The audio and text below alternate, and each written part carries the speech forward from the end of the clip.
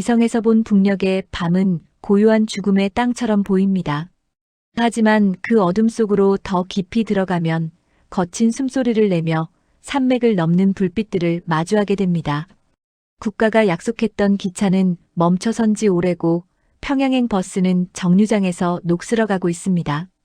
사람들은 말합니다. 북한은 국가가 아니라 장마당이 먹여 살린다고.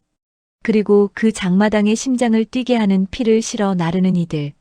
바로 서비차 운전수입니다. 서비스와 자동차의 합성어인 이 기묘한 이름 뒤에는 사회주의의 껍데기를 쓰고 자본주의의 심장을 이식한 북한식 생존의 기술이 숨겨져 있습니다. 북한에서 개인이 차를 소유하는 것은 불법입니다. 그런데 어떻게 장마당에는 수천 대의 서비차가 굴러다니는 걸까요? 여기서 와쿠라는 마법의 단어가 등장합니다. 서비차 운전수가 되려는 돈주들은 먼저 중국에서 5,000달러, 많게는 2만 달러를 주고 중고 트럭을 들여옵니다. 그 다음이 핵심입니다. 이 차를 군부대나 보위부 혹은 이름 있는 국영 기업소에 기증하는 형식을 취합니다. 기관은 번호판과 등록 권한, 즉 와쿠를 내어주고 차주는 매달 일정 금액의 상납금을 바칩니다. 이것을 북한에서는 계용이라고 부릅니다.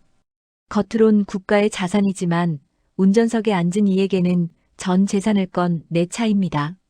번호판이 붉을수록, 즉 권력기관의 번호판일수록 초소 검문을 무사 통과할 확률이 높습니다.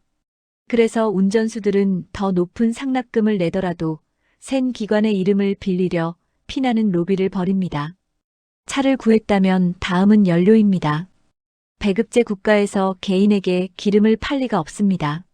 서비차 운전수들의 주유소는 주유소가 아니라 뒷골목입니다.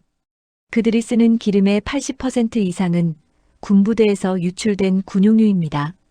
군부대 유류 창고장과 짜고 탱크로리에서 기름을 빼돌리는 것은 이미 공공연한 비밀입니다. 서비차가 밤을 지배하며 달릴 수 있는 건 역설적이게도 국가를 지켜야 할 군수물자가 장마당으로 흘러나오고 있기 때문입니다. 기름값은 달러나 위안화로만 계산됩니다. 이미 도로 위에는 원화라는 화폐는 존재하지 않습니다. 이들에게 트럭은 집이자 사무실이며 유일한 안식처입니다. 중국산 신형 트럭의 운전석 뒤편에는 좁지만 아늑한 침실이 마련되어 있습니다. 여기엔 고성능 노텔, 즉 휴대용 미디어 플레이어가 숨겨져 있고 한국 드라마가 담긴 USB가 꽂혀 있습니다. 밖에서는 혁명 과업을 수행하는 국가의 운전수지만 커튼을 친 운전석 안에서 그는 나만의 가요를 들으며 밤을 지새웁니다. 짐칸에는 사람들을 꽉 채워 태우고 차비를 챙기면서도 운전석 옆자리만큼은 돈을 더 내는 고위층 간부를 앉혀 호위병으로 삼기도 합니다. 핸들을 쥔 운전수의 눈은 도로를 보지만 그의 머릿속은 다음 초소에 바칠 담배 개수와 오늘 벌어들일 달러 계산으로 분주합니다. 수령의 교시보다 장마당의 시세가 더 무거운 곳. 이것이 서비차 운전수가 달리는 북한의 리얼리티입니다. 북한의 도로는 통제의 그물망입니다. 평양에서 신의주까지 혹은 함흥으로 가는 길목마다 거미줄처럼 검문소가 깔려 있습니다. 증명서 없이는 한 발자국도 못 간다는 말이 실감나는 현장입니다. 하지만 서비차 운전수들에게 이 검문소는 넘지 못할 벽이 아닙니다. 협상을 통해 깎아야 할 통행료 정산소에 가깝습니다. 가장 악명 높은 곳은 국가보위성이 운영하는 10호 초소입니다. 여기선 단순히 가방을 뒤지는 게 아니라 차의 밑바닥까지 샅샅이 훑습니다. 이곳을 통과하기 위해 운전수들이 준비하는 가장 강력한 무기는 총이 아니라 고양이입니다. 북한 최고의 담배 치리치를 운전수들은 고양이라 부릅니다. 담배 한 보루를 슬쩍 건네는 순간 서슬 퍼런 검열원의 눈빛은 순식간에 누그러집니다. 담배 한 보루는 단순한 기호품이 아닙니다. 검열원에게는 곧 현금이며 운전수에게는 묻지도 따지지도 않는 통행권입니다. 만약 짐칸에 더 위험한 물건이 있다면 그때는 담배가 아니라 빳빳한 100달러 지폐가 악수와 함께 전달됩니다. 서비차 운전수들은 영리합니다. 그들은 검문을 더 쉽게 통과하기 위해 인간 방패를 활용합니다. 운전석 옆자리, 즉 VIP석에는 반드시 제복을 입은 군관이나 당 간부를 태웁니다. 초소의 어린 군인들이 검문을 하려다가도 옆자리에 앉은 상급자의 얼굴을 보면 경례를 붙이고 통과시키기 때문입니다. 짐칸에 탄 주민들은 쌀 몇 킬로그램 값에 돈을 내고 타는 승객이자 차가 진흙탕에 빠졌을 때 차를 밀어야 하는 인부이며 때로는 검문을 무마하기 위한 증인이 되기도 합니다. 섭이차가 실어 나르는 건 눈에 보이는 물자만이 아닙니다. 그들은 북한 체제가 가장 두려워하는 것, 바로 진실과 문화를 운반하는 정보의 고속도로입니다. 휴대폰이 있어도 외부 통화가 안 되는 북한에서 운전수는 가장 빠른 뉴스 통신원입니다. 평양에 누가 숙청됐다더라, 중국 국경이 언제 열린다더라 같은 대형 소식은 모두 이들의 입에서 시작됩니다. 한번 운행하면 수백 킬로미터를 이동하는 이들은 지역별 장마당의 쌀값과 환율 정보를 실시간으로 배달합니다.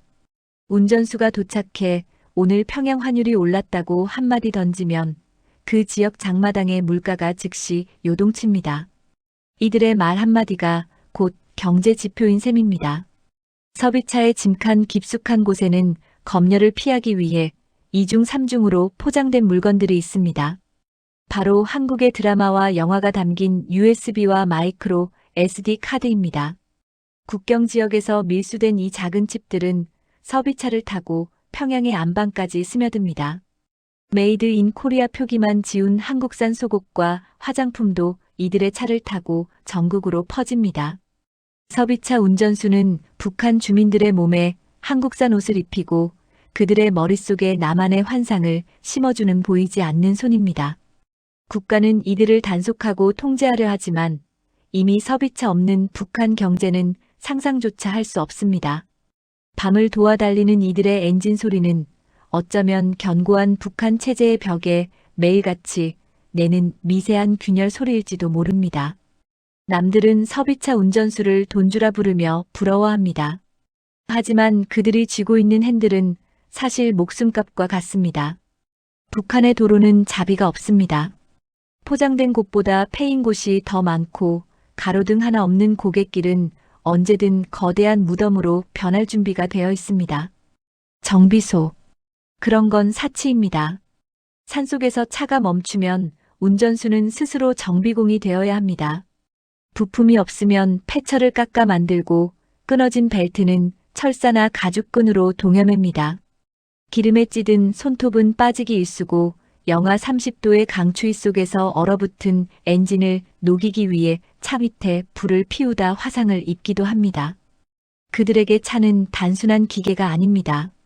내가 죽어야만 멈추는 분신과도 같습니다. 밤길의 적은 검문소뿐만이 아닙니다.